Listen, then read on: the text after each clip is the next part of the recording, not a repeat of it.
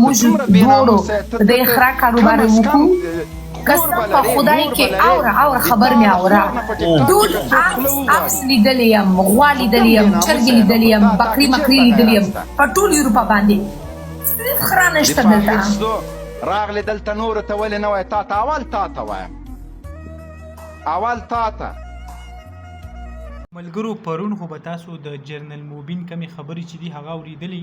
په سوشل میډیا ډېرې زیاتې چلېدې په کم کې چې لایو راغلی په ټیک ټاک باندې او څه په سر کې دا ویډیو تاسو هم وکته په ټیک ټاک باندې لایو راغلی او څه یې ویل ګورئ ښه نن درته ویم دا خبرې کولې نو خلک چې کم دی په دې هم خفه دي ګورئ دا تاسو ته په سکرین باندې ښکاري دا د افغانستان سره تعلق لرونکي زیبا ګل ده او دا چې کوم قسم ویډیو جوړی لکه تاسو اوس دې ته وګورئ